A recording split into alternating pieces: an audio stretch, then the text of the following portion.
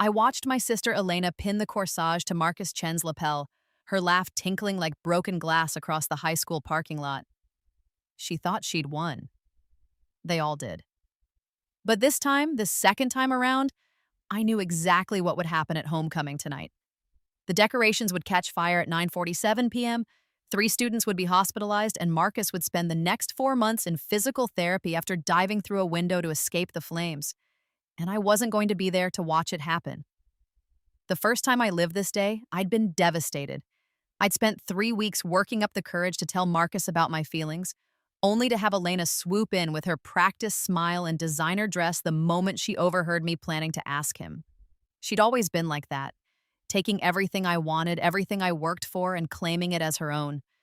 But that was before I died at 26 in a car accident caused by her drunk driving, before I woke up in my 16-year-old body with 10 years of memories burning in my mind like a prophecy I couldn't ignore. Aren't they perfect together? My mother materialized beside me, her phone already raised to capture the moment for her precious social media followers.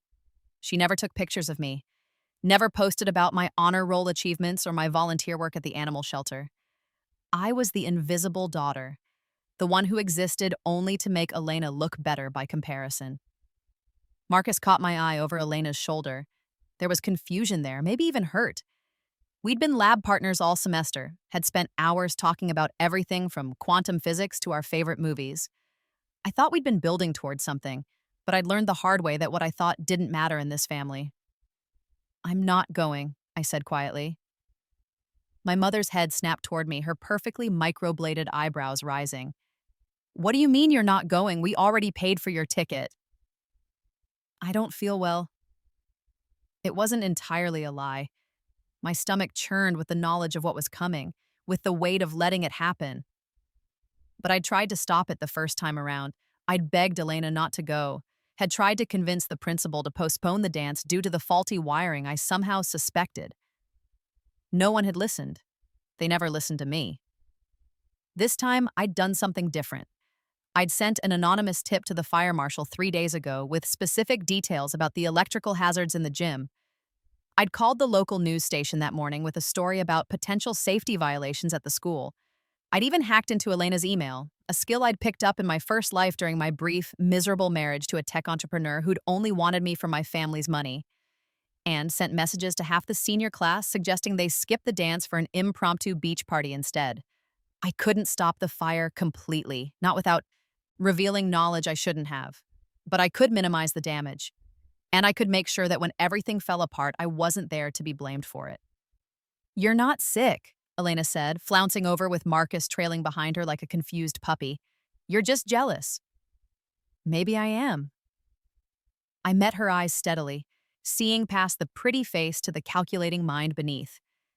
In my previous life, Elena had stolen 3 of my boyfriends, sabotaged my college applications by deleting my essays the night before they were due, and eventually manipulated our dying grandmother into leaving her entire estate to Elena alone. I'd been too naive to see it then, too willing to believe that family meant something. "But at least I'll be home safe tonight." Something flickered in Elena's expression, a moment of uncertainty that I'd never seen in my first life. "What's that supposed to mean?" "It means have fun at your dance." I turned and walked toward my car, the beat-up Honda Civic that I'd bought with my own money from working at the diner. In my previous life, this car had been sold to pay for Elena's college tuition while I'd been forced to take out crushing student loans, not this time. "Sophia, wait!" Marcus jogged after me, leaving Elena standing with her mouth open in shock. No one ever left Elena standing alone. "What's going on?" We never talked about homecoming, but I kind of thought we might. "You thought we might go together?" I finished for him, soft enough that Elena couldn't hear. The October wind carried the scent of dead leaves and the promise of the cold winter ahead. "We might have if my sister hadn't asked you first." "She ambushed me in the hallway yesterday. I didn't know how to say no without being rude." He ran a hand through his dark hair, genuinely distressed. Marcus Chen, the boy who would grow up to become a renowned architect, who would design sustainable housing for disaster relief zones, who would have his career derailed before it began by injuries from a fire he never should have been near.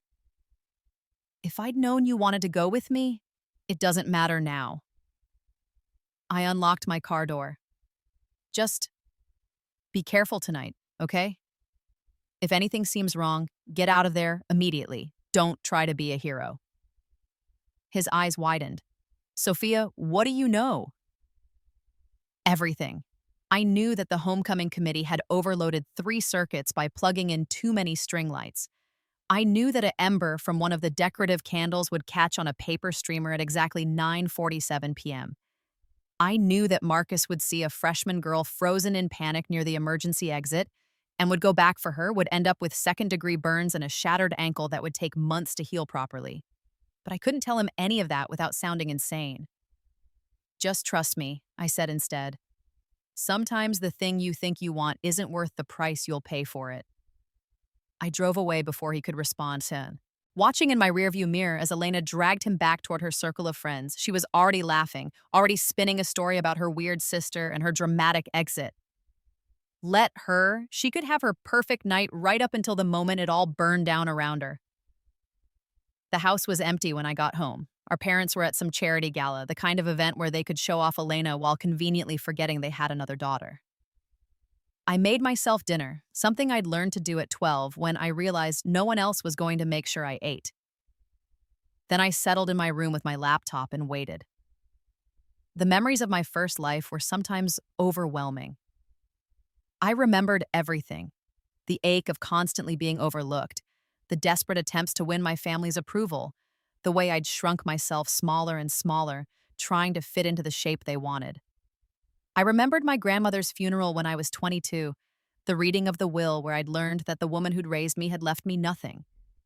Not because she didn't love me, but because Elena had spent years poisoning her mind with lies, telling her I was ungrateful and selfish, showing her doctored text messages that made me look cruel. I remembered the marriage to Nathan Wright, the tech mogul who'd seemed so charming until I realized he'd only pursued me to get access to Elena's trust fund. I remembered the divorce, the way my family had taken his side, the crushing loneliness of realizing I had no one. And I remembered the car accident. Elena had been drinking at a club, had called me sobbing at 2 a.m., begging me to pick her up because she couldn't call our parents. I'd gone, of course. I always went. And she'd insisted she was sober enough to drive my car home while I took a taxi. The police had told me later that she'd been going 90 in a 45 zone when she ran the red light. She'd walked away with bruises. I'd died on impact, but somehow, impossibly, I'd woken up on my 16th birthday with all those memories intact. I'd spent the first few weeks in shock, testing whether this was real or some dying dream. But it was real. The second chance I'd never thought I'd get. At 9:52 p.m., my phone started buzzing. Text messages flooded in from classmates who weren't at the dance. OMG, did you hear about the fire at homecoming? Everyone's okay, but the gym is totaled. They evacuated everyone. Some people got smoke inhalation. Your sister is freaking out on Instagram Live. I opened Instagram and watched Elena's tear-streaked face fill my screen. She was in the parking lot surrounded by friends wailing about how her perfect night had been ruined. No concern for anyone who might have been hurt, just anger that her spotlight had been stolen. My mother called at 10:15. Sophia, where are you? Home. I told you I wasn't feeling well. Elena is devastated. The dance was evacuated because of some electrical fire. She's saying, "You knew this would happen." Her voice was sharp with accusation. Did you do something? The absurdity of it hit me like a slap. Even now, even when I'd been nowhere near the school, I was being blamed. Mom, I was home all night. How could I have caused an electrical fire from here? Elena said you made some cryptic comment about being safe at home. She thinks you sabotaged the dance because you were jealous. Of course she did. Elena's first instinct was always to point fingers at anyone but herself. That's ridiculous. I didn't feel well, so I stayed home. I'm sorry her dance got cut short, but I didn't have anything to do with it. Well, your father and I are coming home. We need to discuss your attitude lately. She hung up before I could respond. I set my phone down and stared at my ceiling, feeling the old familiar ache of being blamed for things I didn't do. But this time, I wasn't the same helpless girl I'd been before. This time, I had a plan. The fire at homecoming was just the beginning. I knew what was coming because I'd lived it once already. The college application season where Elena would sabotage my essays. The summer before senior year when she'd steal the internship offer meant for me by intercepting my acceptance letter and forging my decline. The way she'd turn our grandmother against me, bit by bit, lie by lie. But I also knew things she didn't. I knew that in 3 months our grandmother would have a mild stroke. Not fatal, but enough to scare her into updating her will. I knew that next year, Marcus would get early acceptance to MIT's architecture program despite his injuries. I knew that Elena's boyfriend would cheat on her with her best friend, that her carefully curated social media empire would crumble, that the future she was building on lies and stolen opportunities would eventually collapse. And this time, I wasn't going to wait around for karma to maybe catch up with her.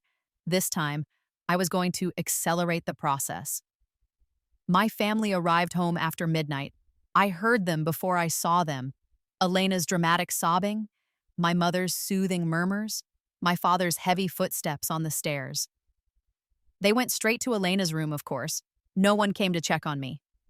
I waited until 2 a.m., until the house was silent, before I crept downstairs to my father's study. He kept his important documents in a locked filing cabinet, but I'd watched him open it enough times in my previous life to know the combination. Inside, I found what I was looking for: the paperwork for Elena's college fund, the family trust documents, the deed to our grandmother's lake house.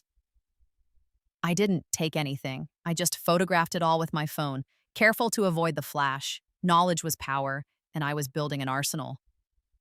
Back in my room, I opened my laptop and accessed the offshore account I'd set up, using skills from my first life. It only had $3,000 in it now, savings from my job at the diner, but I was patient. I'd learned to be patient the hard way. I also opened the encrypted folder where I'd been documenting everything. Screenshots of Elena's social media posts where she'd claimed credit for my achievements. Recordings of my mother dismissing my accomplishments. Photos of the family vacations I'd been excluded from. Evidence of the financial disparity and how our parents treated us. Tens of thousands spent on Elena's clothes, tutors, and activities, while I was expected to pay for everything myself. I wasn't building this case out of spite. I was building it for survival. Because I knew that in 2 years, when I turned 18, my parents would expect me to sign away my inheritance rights to help Elena with her education and career. They'd frame it as family loyalty, would make me feel guilty for wanting to keep what was rightfully mine. And in my first life, I'd signed. I'd believed them when they said Elena needed it more, that I was being selfish. Never again. The next morning, I went downstairs to find my entire family at the breakfast table. They all stopped talking when I entered, and I felt the weight of their unified disapproval like a physical force. "Sit down, Sophia," my father gestured to the empty chair. "We need to talk about last night." I poured myself coffee first, taking my time. Let them wait. "What about it?" "Elena feels that you've been trying to undermine her lately." My mother's voice was tight with controlled anger. "The comments you made before the dance were inappropriate and frightening." I told her to be careful. That's hardly undermining.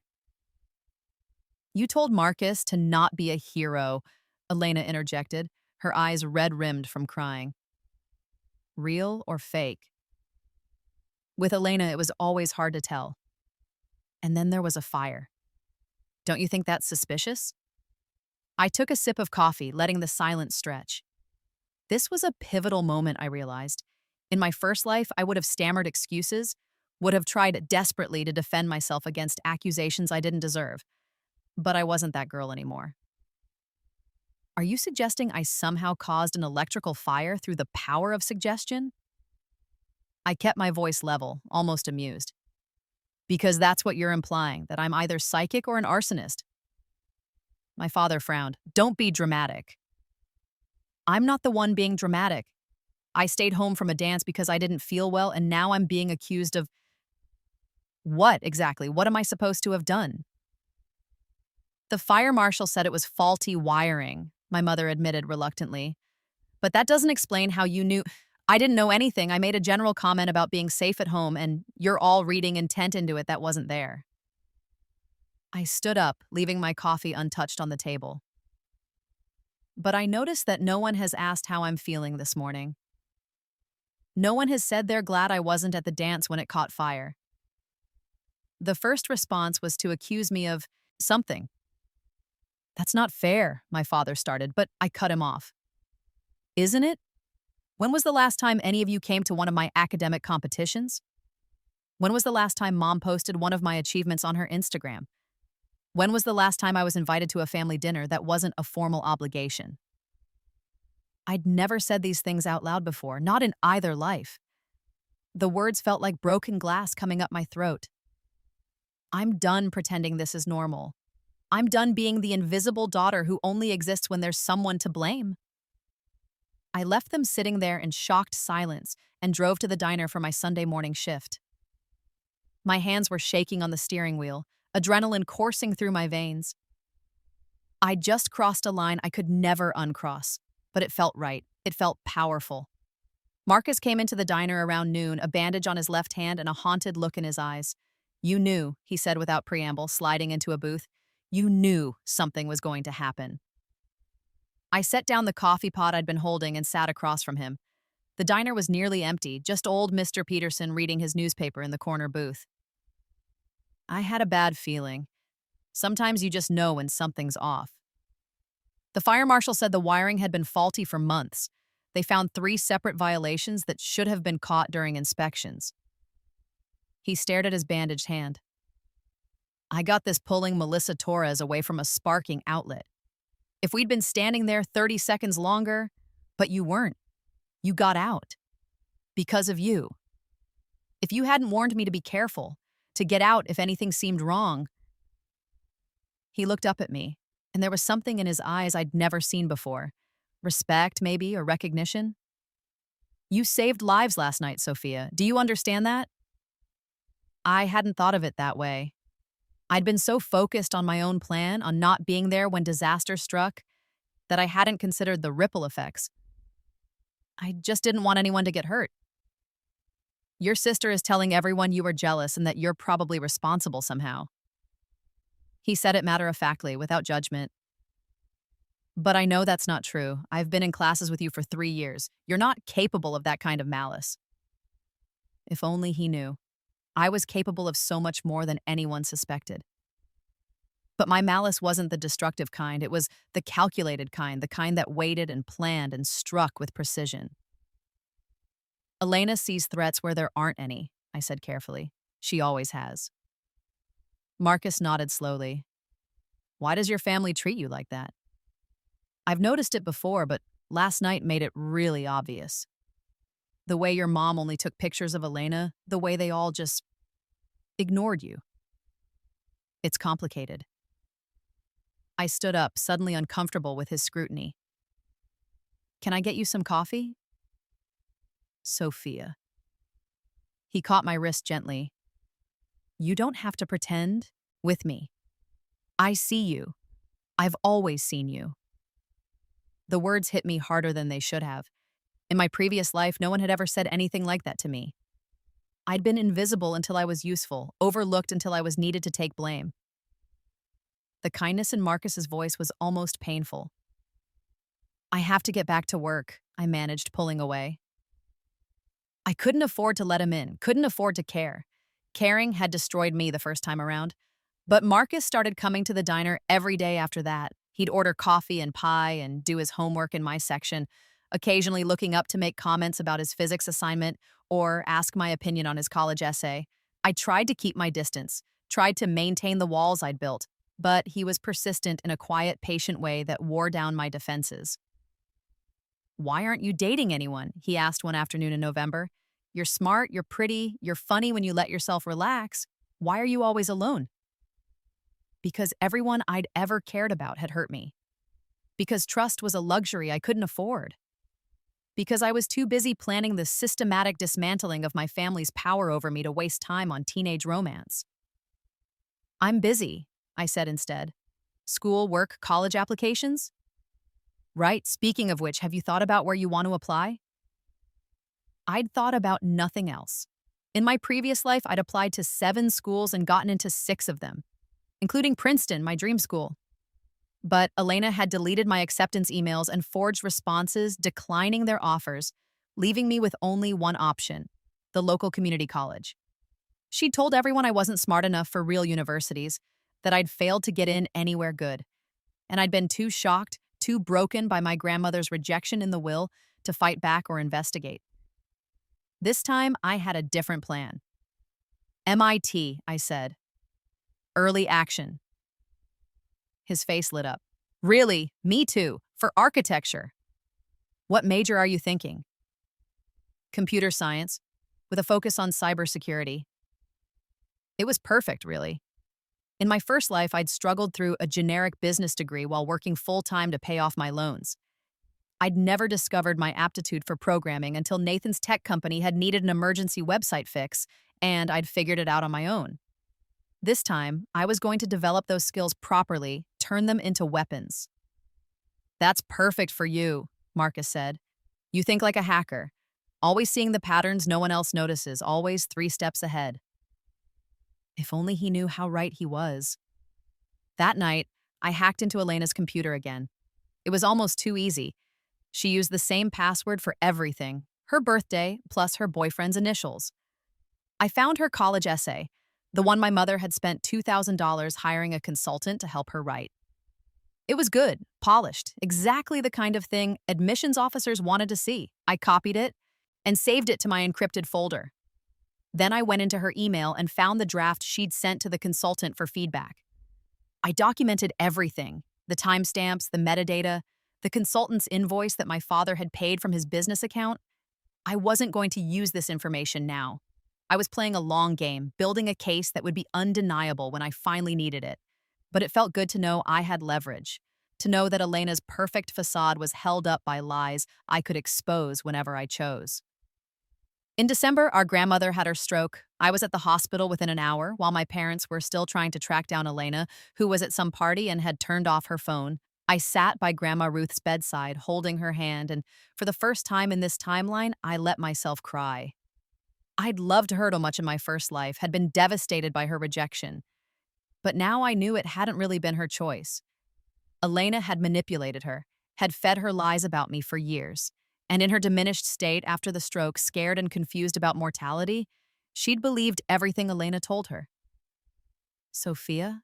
Her voice was weak, slurred slightly from the stroke. You came. Of course I came, Grandma. I'll always come when you need me. Where's Elena? There it was. Even now, even after I'd rushed to be by her side, Elena was the first person she asked for, but I couldn't be angry at her anymore. She was elderly and ill and had been systematically poisoned against me. The real enemy was Elena. She's on her way, I lied softly. But I'm here now. Do you need anything? She squeezed my hand. You're a good girl, Sophia. I forget that sometimes. Elena's always calling, always visiting, and you're so quiet, so independent. But you're here when it matters. Something shifted in that moment. In my first life, this conversation had never happened. I'd arrived at the hospital to find Elena already there, crying prettily, being comforted by our parents. I'd been shuffled to the side, told to wait in the hallway, but this time, I'd been first. This time, I was the one holding her hand.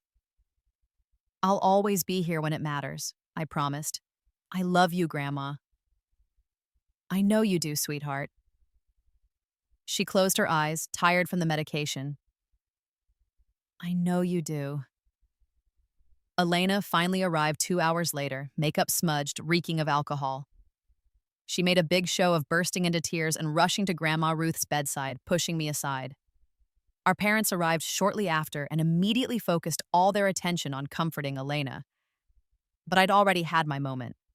And more importantly, the nurses had seen me arrive first, had seen me sitting vigil while my sister partied. I'd made sure to introduce myself to each one, to be polite and grateful for their care. Small things, but they mattered.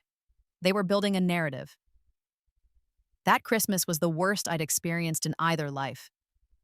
My parents bought Elena a car, a brand new Lexus with a bow on top. They gave me a $100 gift card to Target and a lecture about being more responsible with money. I smiled and thanked them and added it to my growing list of evidence. Marcus invited me to his family's New Year's Eve party. I almost said no, too focused on my plans, too wary of letting anyone get close. But something in his persistent kindness broke through my walls. His family was everything mine wasn't. His parents asked me questions about school and actually listened to the answers. His younger sister dragged me into a video game tournament. His grandmother fed me homemade dumplings and told me I was too skinny, that I needed to eat more. Your family is wonderful, I told Marcus as we stood on his balcony watching fireworks light up the sky at midnight. You're lucky. I am, he agreed. But you know what? You could have this too. Not every family is like yours, Sophia. Not every family plays favorites or keeps score. Maybe not. I watched the sparks cascade down, thinking about fire and rebirth and the girl I used to be. But this is the family I got. I have to deal with it. You don't, though. You're smart enough to get into any college you want. In 2 years, you can leave and never look back. He didn't understand that it wasn't that simple. There was money involved, inheritance, the trust fund that I was legally entitled to, but that my parents controlled until I was 25. If I walked away now, I'd lose everything. But if I played this right, if I was patient and strategic, I could take what was mine and destroy their power over me forever. Maybe, I said noncommittally. We'll see. He kissed me at 12:01, soft and sweet and hopeful. I let myself have that moment, that brief glimpse of normalcy. But even as I kissed him back, part of my mind was 3 steps ahead, planning the next move in the game only I knew we were playing. January brought college decisions and the next phase of my plan. My MIT early action decision would arrive in mid-March, but Elena's would come first. She'd applied early decision to Yale, using an essay written by a hired consultant and recommendations she'd practically blackmailed out of teachers by playing the victim. I knew she'd get in. The consultant was expensive for a reason, and Elena had a 4.0 GPA maintained through strategic crying and appeals to teachers' sympathy whenever her actual work didn't measure up. In my first life, I'd watched her celebrate her Yale acceptance while I'd been trying to figure out how to pay for community college. But this time, I'd planted seeds that would bear fruit in a few months. I'd also been working on my relationship with Grandma Ruth. I visited her twice a week during her rehabilitation, bringing her favorite tea and magazines, sitting with her while she did her physical therapy. Elena came once a month, always with our parents, always making a dramatic show of her devotion. But the nurses knew who was really there. The doctors knew who asked questions about medication and recovery. Grandma Ruth was starting to notice too. Why doesn't Elena visit more? She asked me one afternoon in February. She used to call me every day. She's busy with school, I said diplomatically. Senior year is stressful. You're a senior too, and you're here. She looked at me with clearer eyes than I'd seen in months. Why are you here so much, Sophia? Don't you have better things to do? There's nothing better than spending time with you, Grandma. She was quiet for a long moment, then, Elena tells me things about you, says you're jealous of her, that you're always trying to sabotage her success. My heart clenched, but I kept my voice steady. What do you think? I think, she paused, choosing her words carefully. I think actions speak louder than words. And I think I haven't been paying enough attention to actions. It was the closest she'd come to acknowledging that she'd been manipulated. I squeezed her hand gently. I'm just glad you're recovering, Grandma. That's all that matters. March came with acceptance letters. Elena got into Yale with a full merit scholarship. The consultant had earned her money. But I got into MIT with an even better financial aid package, including a research grant for my proposed cybersecurity project. My parents' reaction to Elena's news: a celebration dinner at the city's most expensive restaurant, champagne toasts, social media posts celebrating their brilliant daughter. Their reaction to mine: that's nice, dear, very practical. Marcus, who'd also gotten into MIT, was furious on my behalf. How can they not be proud of you? MIT is harder to get into than Yale. And you got a research grant as a freshman. That's incredible. It's fine, I told him, even though it wasn't. Even though it hurt just as much the second time around. I'm used to it. You shouldn't be. He pulled me into a hug, fierce and protective. You deserve a family that celebrates you. Maybe I do, but I've learned to celebrate myself instead. And I was celebrating in my own way. Because I knew that in 2 months, Elena's Yale acceptance would be revoked. Not because of anything I did directly, I wasn't going to sabotage her that way, but because the consultant who'd written her essay had also written essays for 15 other students applying to Ivy League schools, and one of them had gotten sloppy, had failed to change enough details, and an admissions officer had noticed. The scandal would break in May right before graduation. The consultant would be exposed, and every student who'd used her services would have their applications reviewed. Some would lose their acceptances. Elena would be one of them. I knew this because it had happened in my first life too. But back then, Elena had convinced our parents to hire an expensive lawyer who'd somehow managed to argue that she hadn't known the essay wasn't original work, that she'd been a victim of the consultant's fraud. She'd kept her acceptance, had gone to Yale, had built her perfect life on top of that lie. This time, I'd made sure there was evidence that Elena had known exactly what she was doing. The emails I'd saved, the invoice showing she'd paid extra for guaranteed acceptance services, the messages where she'd explicitly discussed wanting an essay that would definitely get me in. When the scandal broke, I'd be ready to provide that evidence, anonymously, of course. Yale wouldn't be able to overlook it. Elena would lose everything she'd stolen. But that was still months away. In the meantime, I focused on my own work. I won a regional cybersecurity competition in April, earning a $5,000 scholarship. I didn't tell my parents about it, just deposited the money in my offshore account, adding to my escape fund. Marcus and I spent more time together, studying for AP exams, planning for MIT, dreaming about the future. He talked about the buildings he wanted to design, the ways he could use architecture to help people. I listened and nodded and didn't tell him that I was using my programming skills to build a digital fortress around my own future, to make sure that no one could ever steal from me again. Do you ever think about revenge? I asked him once, lying on the grass in the park behind his house. About making people pay for the things they've done to you? Sometimes, he admitted, but I think the best revenge is living well. Being successful despite them, not because of them. What if living well isn't enough? What if they keep taking from you, keep hurting you, and the only way to stop them is to take away their power to hurt you? He propped himself up on one elbow, looking down at me with concerned eyes. Sophia, what's going on? Are you okay? I'm fine, just thinking hypothetically. No, you're not. You're planning something. I can see it in your eyes. You get this distant look sometimes, like you're calculating odds or playing out scenarios. I'd underestimated how well he'd come to know me. Would it bother you if I was?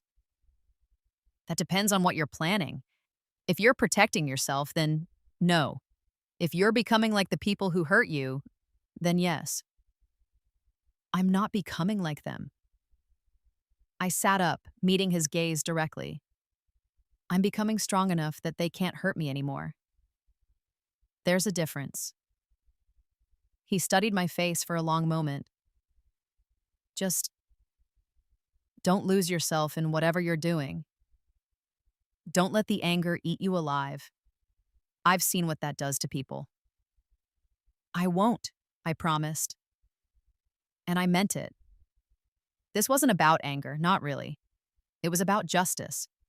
About taking back what had been stolen from me. About making sure that my second chance at life was lived on my own terms. May came like a thunderstorm. The college essay scandal broke on a Tuesday morning, splashed across national news. 15 students, 12 schools, millions of dollars in fraudulent consulting services.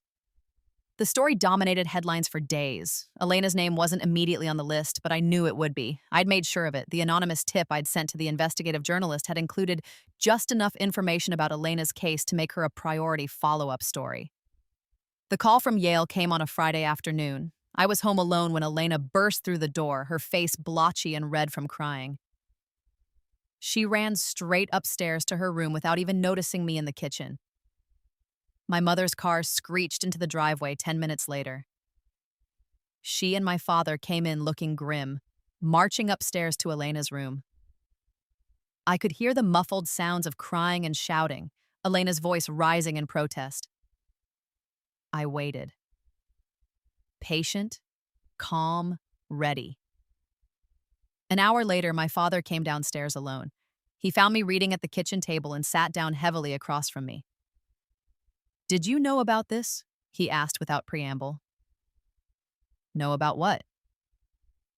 "Elena's Yale acceptance has been revoked. They found evidence that she used a consulting service that wrote her essay for her. They're saying she knew it was fraudulent." I looked up from my book, careful to keep my expression neutral. I didn't know about the consultant, but I'm not surprised. His eyes narrowed. "What does that mean?" "It means Elena's been taking shortcuts her whole life, and you and Mom have let her. You've paid for tutors to do her homework. You've called teachers to complain when she got grades she didn't like. You fixed every problem she's ever had. Why wouldn't she think she could buy her way into Yale?" "That's not fair, isn't it?" I closed my book. "When was the last time you fixed one of my problems? When was the last time you even noticed I had problems?" "This isn't about you, Sophia." "No, it never is." I stood up. "But maybe it should be. Because I got into MIT on my own merit with my own work, and no one in this family even cared. Elena got into Yale by cheating, and you're all devastated that she got caught. Tell me, Dad, what does that say about this family's values?" I left him sitting there and went upstairs to my room. Through the walls, I could hear Elena's continued sobbing, my mother's attempts at comfort. Part of me felt a twisted satisfaction at her pain, the same pain she'd caused me countless times. But another part, the part that remembered being sisters when we were young, felt a distant echo of something that might have been sadness in a different life. My phone buzzed. Marcus. "Did you hear about the Yale scandal? Some seniors at our school are involved. Are you okay?" "I'm fine," I texted back. "It doesn't affect me." "I know your sister applied to Yale. Is she—" "Yeah, her acceptance was revoked." There was a long pause before his next message came through. "I'm sorry, I know you two don't get along, but that must still be hard." "It is what it is," I replied, then put my phone away. The weekend was chaos. My parents hired a lawyer, the same one Elena had used in my first life, though this time he wouldn't be able to help. The evidence was too damning. Yale released a statement on Monday morning listing Elena among 7 students whose acceptances had been rescinded due to the scandal. By Monday afternoon, it was all over social media. Elena's carefully curated Instagram following turned on her. Comments ranged from disappointed to vicious. The girl who'd built her identity on being perfect, on being better than everyone else, was being torn apart by the same people who'd worshipped her last week. I should have felt victorious. This was what I'd wanted, Elena's facade crumbling, her stolen success revealed as a fraud. But watching her fall apart was more disturbing than satisfying. She stopped going to school, stopped eating, just stayed in her room scrolling through the endless stream of judgment and mockery. "You did this," she said to me one night, appearing in my doorway like a ghost. She'd lost weight, her eyes were hollow, her perfect hair unwashed and tangled. "You somehow did this." "I didn't write your essay for you. I didn't pay the consultant. I didn't make you cheat." "But you knew. You always know things you shouldn't know. It's like you can see the future or something." Her laugh was brittle, unhinged. "You warned Marcus about the fire. You stayed home from homecoming. You suddenly started visiting Grandma all the time right before she had her stroke. And now this. You did something." I met her wild eyes steadily. "Maybe I'm just smart enough to see consequences before they happen. Maybe if you'd spent less time stealing my opportunities and more time building your own, you wouldn't be in this situation." "I never stole anything from you." "You stole Marcus as my homecoming date. You stole my college essay. Yes, I know about that. The one you deleted from my laptop junior year that you submitted as your own for the English competition. You stole Grandma's love by lying about me for years. You've been stealing from me our entire lives, and I'm done letting it happen." Her face went pale. How do I know?" "Because I pay attention, Elena. Because I'm not as stupid as you all think I am." I stood up, and for the first time in both of my lives, I felt taller than her, stronger. You got caught cheating because you're a cheater. That's not my fault. That's yours. She stared at me for a long moment, something like fear flickering in her eyes. Then she turned and ran back to her room. I heard her door slam, heard the sound of something breaking against the wall. My mother appeared in my doorway seconds later. What did you say to her? The truth. She's fragile right now, Sophia. She doesn't need your judgment. When have I ever been anything but supportive? I've never said a word about the way you all treat me, about the blatant favoritism, about the money you spend on her versus what you spend on me. I've been silent and obedient and invisible my entire life. But I'm done protecting her feelings at the expense of reality. My mother's face hardened. This attitude of yours is exactly why we... She stopped herself, but the damage was done. Why you what? Why you love her more? Why you give her everything and give me nothing? Go ahead, Mom. Finish the sentence. You're being incredibly selfish. At a time when your sister needs family support, I needed family support when I won the regional cybersecurity competition, and no one even congratulated me. I needed family support when I got into MIT with a research grant, and you called it nice. I needed family support for 16 years, and I never got it. So, forgive me if I'm not falling over myself to comfort Elena about the consequences of her own choices. I pushed past her and went downstairs, grabbed my car keys, and left. I drove to the diner even though I wasn't scheduled to work, sat in my car in the parking lot, and let myself shake with the aftermath of adrenaline. My phone rang. Grandma Ruth. Sophia, your mother just called me. She says there's some trouble with Elena's college acceptance. I filled her in on the details, careful to stick to facts rather than judgment. When I finished, there was a long silence on the other end. Your mother says you were cruel to Elena about it, Grandma finally said. I told her the truth, that she got caught cheating because she cheated. And is that all you said? I hesitated. I also told her that she's been stealing from me our whole life. Another silence, then, come see me tomorrow. We need to talk. She hung up before I could respond. I sat there staring at my phone, trying to figure out if I'd just made a terrible mistake or a strategic victory. Marcus found me an hour later, still sitting in my car. He tapped on the window and I let him in, and we sat there together in silence for a while. You want to tell me what's really going on? He finally asked. And I mean really, not the surface level stuff. Would you believe me if I told you? Try me. I looked at him, this boy who'd been kind to me when no one else was, who'd seen me when I was invisible to everyone else, who'd somehow become important to me despite my best efforts to keep everyone at arm's length. What if I told you that I know things before they happen? Not because I'm psychic, but because I've lived through them before. He was quiet for a moment. Like time travel? Like a second chance. Like I died and woke up in my 16-year-old body with all my memories intact. I expected him to laugh or to think I was crazy or to make some joke about it. Instead, he just nodded slowly. That would explain a lot. The way you knew about the fire. The way you're always 3 steps ahead. The way you look at your family sometimes. Like you're seeing them through 10 years of experience they don't know about. You believe me? I don't know. Maybe. But I believe that you believe it, and I believe that something gave you knowledge you shouldn't have. Whether that's time travel or precognition or just being really, really observant. Does it matter? He took my hand. What matters is what you do with it. I'm using it to take back what was stolen from me. I know, but be careful, Sophia. Revenge has a way of consuming the person seeking it. I don't want to see you lose yourself in this.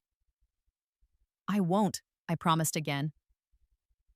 But even as I said it, I wondered if it was already too late.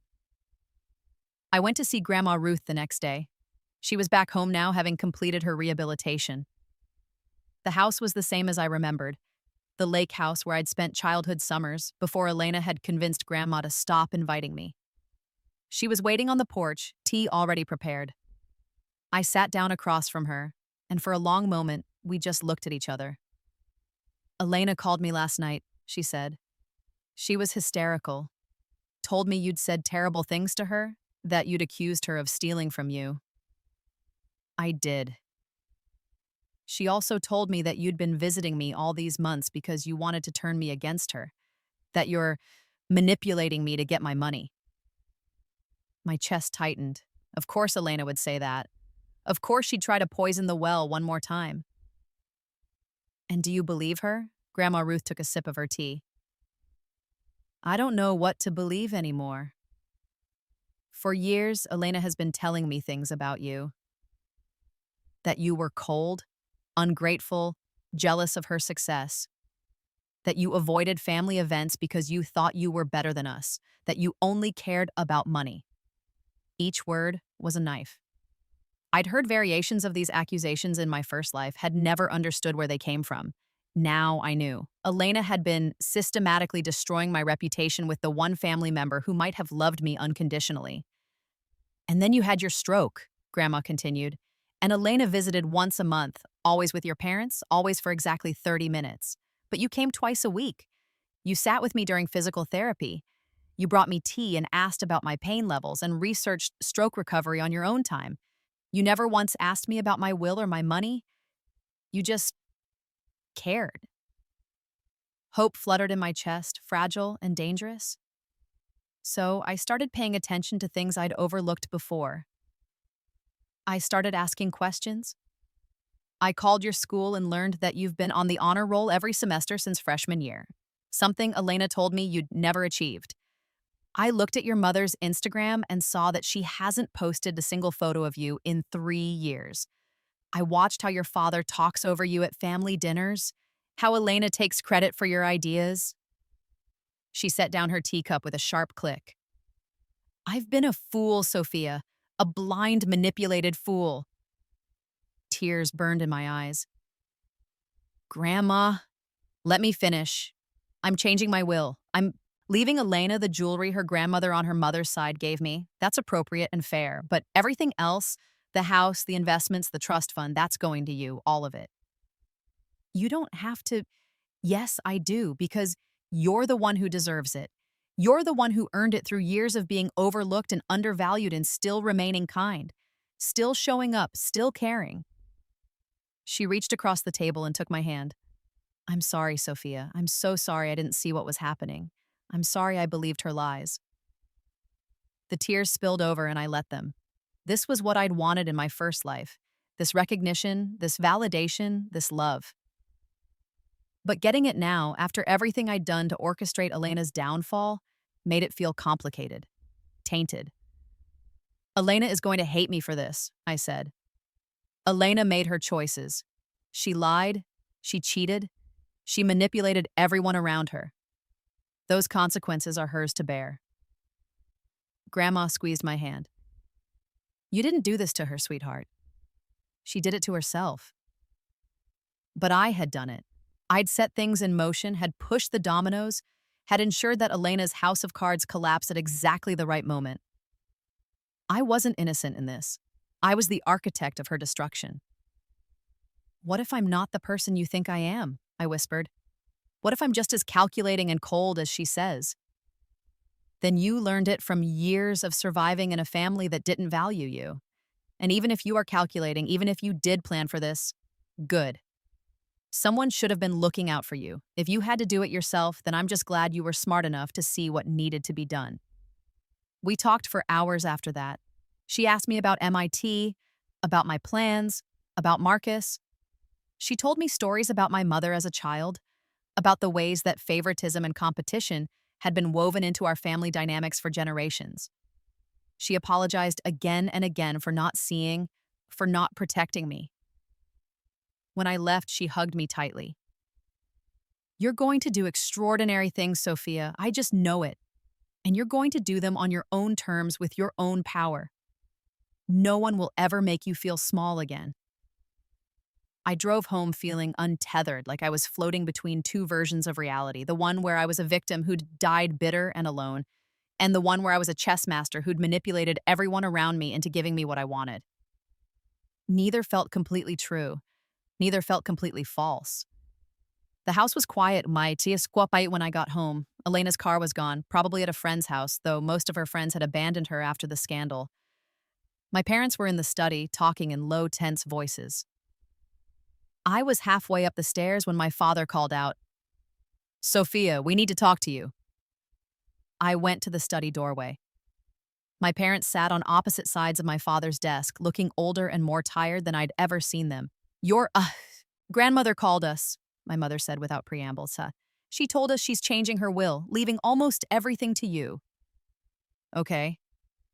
Okay, my father's voice rose. That's all you have to say. You've been manipulating an elderly woman recovering from a stroke to steal your sister's inheritance. Elena's inheritance? I laughed, sharp and bitter. It was never Elena's inheritance.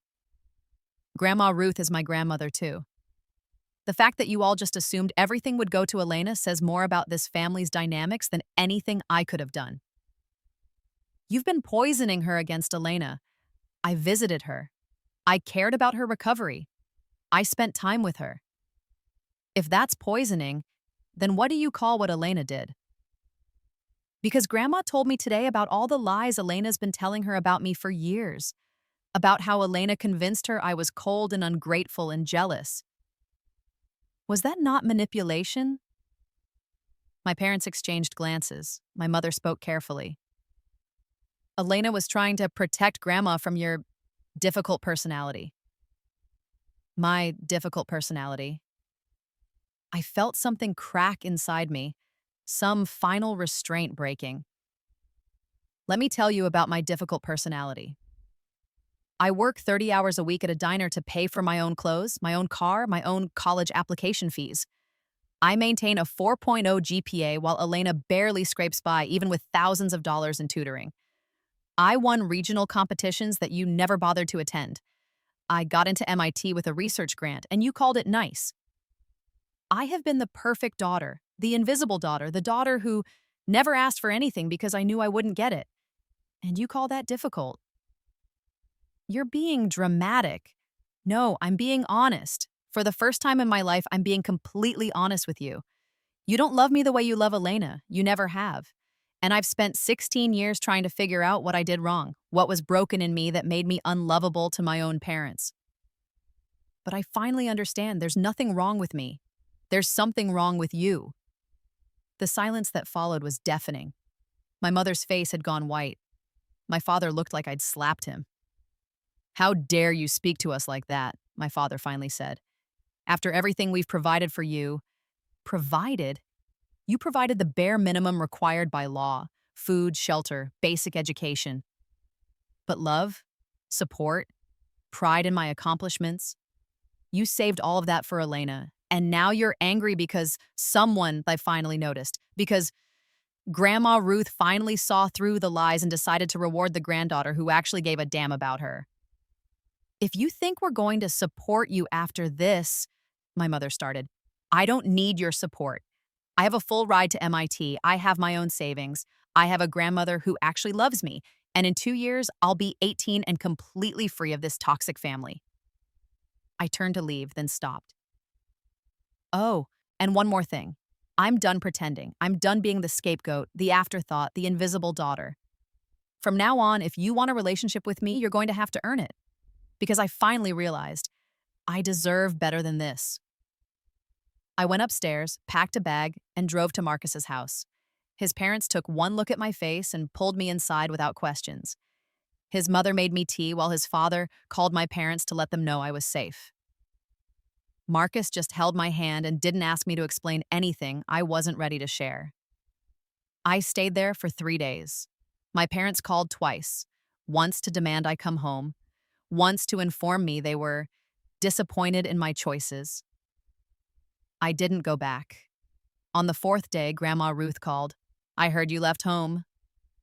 "Just temporarily, until things cool down." "You can stay with me. The lake house has plenty of room. In fact, I'd like you to move in for the summer. I'm getting older and I could use the company. Plus, it'll give you space from your parents." "Are you sure?" "Absolutely. I've already talked to them. They're not happy about it, but they've agreed." "Pack your things, sweetheart. Come home." And so I did. I moved into my grandmother's lake house, into the room that had been mine during those childhood summers. Marcus helped me move my stuff, carrying boxes up the stairs while Grandma Ruth directed traffic from her chair. "He's a good one," she told me, watching Marcus through the window. "You hold on to him." "I'm trying," I admitted, "but I'm not sure I'm good enough for him. He's so good, and You're a survivor. You're a fighter. You're someone who refused to let a toxic family break her spirit." "That's not bad, Sophia. That's strong." The rest of the school year passed in a strange kind of peace. I lived with Grandma Ruth, went to school, worked at the diner, studied for finals. Elena stopped talking to me completely. My parents called once a week out of obligation, but never asked how I was doing, never apologized for anything. I graduated valedictorian. Elena graduated with a 3.8 GPA after her senior year grades tanked. She'd ended up committing to a state school, a good one, but not Yale. Not the prestigious Ivy League future she'd built her identity around. At graduation, when they called my name for all my honors and scholarships, I walked across that stage knowing I'd earned every single one through my own merit. No lies, no shortcuts, no manipulation, just hard work and strategic planning. Grandma Ruth was there, sitting in the front row, cheering louder than anyone else. Marcus was there with his family, who'd become like a second family to me. My parents were there too, sitting in the back, leaving early without saying goodbye. Elena didn't come to my graduation party, the small gathering at Grandma Ruth's house with Marcus's family and a few friends from school. She didn't congratulate me. She didn't acknowledge my achievements at all. But I was okay with that. I'd stopped needing her approval, stopped needing anything from her or my parents. I'd taken back my power, my future, my life. The summer before MIT was golden. I worked at the diner to build up my savings even more. I spent long evenings on the porch with Grandma Ruth, learning about her life, her regrets, her wisdom. Marcus and I spent our days at the lake, planning for college, dreaming about the future. "Do you ever regret it?" he asked me one night, lying on the dock watching stars. "Whatever you did to make everything work out in your favor?" "Sometimes," I admitted. "Not because I think I was wrong, but because it's lonely being the only one who knows the whole truth." "You could tell me." "The whole truth." I'd listen. And so I did. I told him everything. About my first life, about dying in the car crash, about waking up at 16 with memories of a future that hadn't happened yet, about the homecoming fire and Elena's sabotage, and my grandmother's stroke, about carefully orchestrating events to take back what had been stolen from me. He listened without interrupting, his hand warm in mine. When I finished, he was quiet for a long time. "Do you believe me?" I finally asked. "I believe you've been through something I can't fully understand. I believe you had knowledge you shouldn't have had. And I believe you used that knowledge to protect yourself and get justice." He squeezed my hand. "Whether you actually time traveled or whether you're just the most observant, strategic person I've ever met, does it really matter? Either way, you survived. Either way, you won." "I don't feel like I won," I whispered. "I feel like I lost a family." "You lost people who never treated you like family. That's not the same thing." He turned to look at me. "You know what I think? I think you're building a new family. Grandma Ruth, my parents, me. People who actually see you and value you. That's the real victory." Maybe he was right. Maybe the real second chance wasn't about revenge or justice or taking back what was stolen. Maybe it was about learning to accept love from people who actually offered it freely. August came with orientation at MIT. Marcus and I drove up together, our cars packed with everything we'd need for our new lives.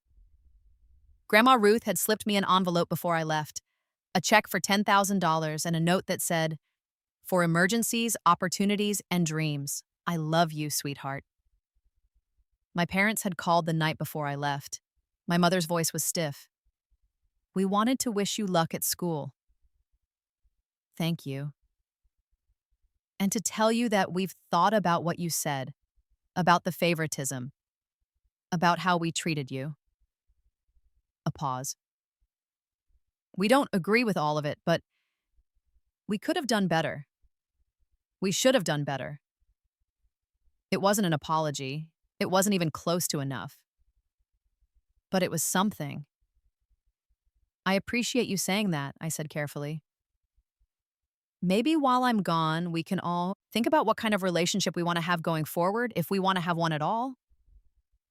Of course we want a relationship with you. You're our daughter. Then prove it. Not with words, but with actions. Show me that I matter to you as much as Elena does. Show me that you can be proud of me without comparing me to her. Show me that you can love me for who I am, not who you wish I was. We'll try, Amasawa, my mother said, and for the first time she sounded sincere. That's all I'm asking. Elena never called, never said goodbye. I heard through Grandma Ruth that she'd moved into her dorm early, was already trying to rebuild her social media presence, was already spinning a narrative about overcoming adversity. Good for her, I thought. Let her have her story. I had mine. MIT was everything I'd hoped it would be and more. The cybersecurity program was challenging and fascinating. My research grant gave me access to cutting-edge labs and professors who actually cared about my ideas. Marcus was thriving in the architecture program, designing beautiful buildings that would change the world. We built a life there, made friends, joined clubs, studied until dawn, and celebrated every small victory. I called Grandma Ruth every Sunday. My parents called once a month, slowly, awkwardly trying to rebuild what had been broken. At Thanksgiving, I went home, not to my parents' house, but to Grandma Ruth's. My parents were invited too, and they came, stiff and uncomfortable. Elena didn't come at all. We ate dinner together, the four of us, me, Grandma Ruth, and my parents. It was awkward and painful, and nothing like the fantasy family reunion I'd maybe imagined. But it was honest. It was real. I'm proud of you, my father said as he was leaving. I know I didn't say it before, but I'm proud of what you've accomplished, and I'm sorry we made you feel like you had to do it alone. Thank you, I said, and meant it. My mother hugged me before she left. A real hug, not the performative kind she gave for photos. We're learning, she whispered. It might take time, but we're learning. Take all the time you need. I'm not going anywhere. Christmas was similar, small, honest, imperfect, but real. Elena came this time, showing up unannounced on Christmas Eve. She looked different, thinner, harder, older than her 18 years. I know you don't want to see me, she said, standing in the doorway of Grandma Ruth's house. But I needed to say something. Okay. I've been thinking a lot about everything that happened, about the things you said, about the way I treated you. She took a deep breath. I was jealous of you. I know that sounds crazy because I was the favorite, I was the one who got everything, but you were smarter than me, and you didn't have to try. You were good at things naturally that I had to work for, and instead of dealing with my own insecurity, I tried to tear you down. I tried to make myself feel better by making you feel worse. I waited.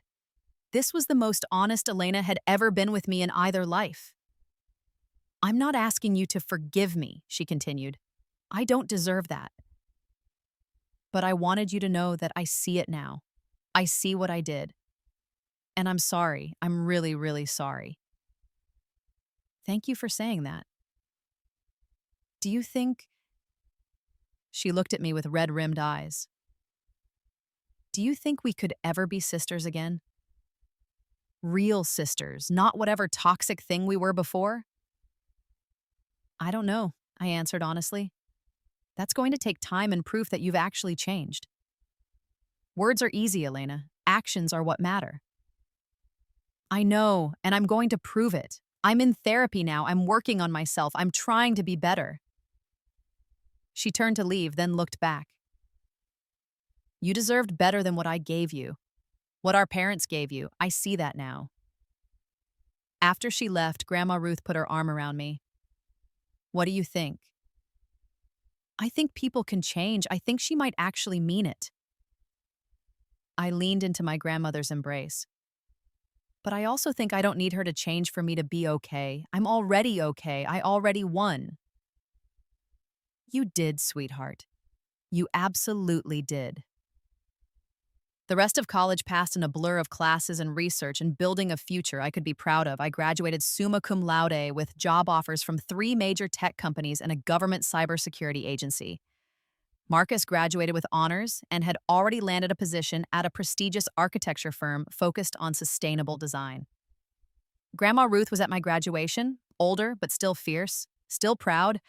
My parents were there too, and this time they stayed for the whole ceremony. Elena came, bringing a congratulations card bit she'd clearly made herself. We weren't close, not really, but we were cordial. We were learning. On my 22nd birthday, 6 years after I'd woken up in my 16-year-old body with memories of a life I'd already lived, I stood on the dock at Grandma Ruth's lake house and looked at the stars.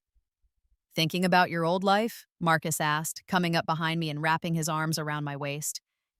He'd proposed 3 months earlier, and we were planning a small wedding for next summer. Yeah, wondering how different it would have been if I hadn't gotten this second chance. Well, in that other life, you never would have met me. Or at least not like this. Actually, we dated briefly in my first life. But I was so damaged by then, so broken down by years of abuse that I pushed you away. I didn't think I deserved happiness. And now? Now I know I deserve everything good that comes my way. Because I fought for it, because I refused to be a victim. I turned in his arms to face him. I'm not that broken girl anymore. I'm strong, I'm successful, I'm loved, and I did that. Me, not luck, not magic, just me being smart enough and stubborn enough to take back my own life. You're amazing, he said, kissing my forehead, and I can't wait to spend the rest of my life with you. Inside the house, I could hear laughter.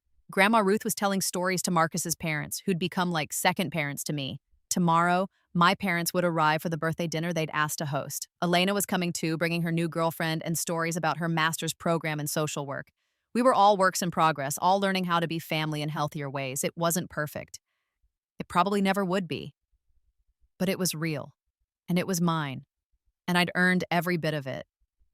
I thought about that girl I'd been in my first life. The one who'd died bitter and alone, unloved and unvalued. I thought about the girl I'd been when I woke up at 16 with a second chance burning in her chest. And I thought about the woman I'd become, strong, successful, loved, and free. You know what the best part is? I said to Marcus. What? She stole my homecoming date. After Rebirth, I didn't go, and neither did he.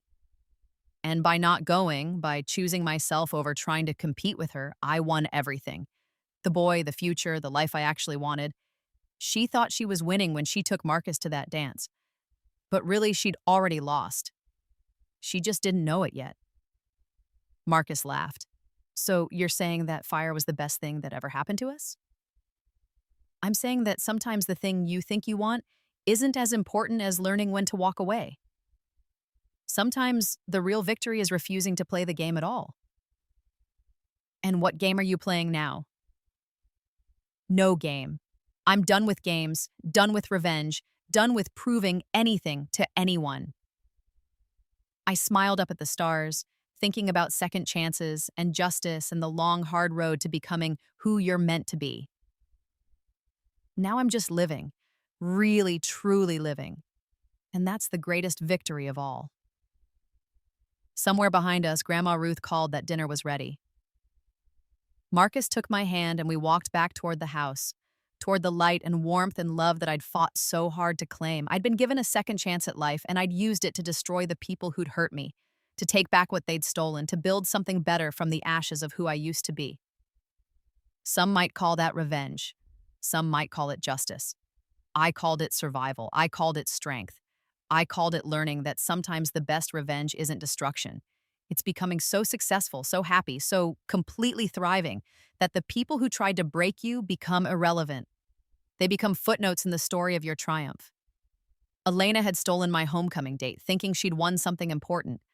But by not going, by choosing myself, I'd won everything that actually mattered. And that was a victory no one could ever steal from me again.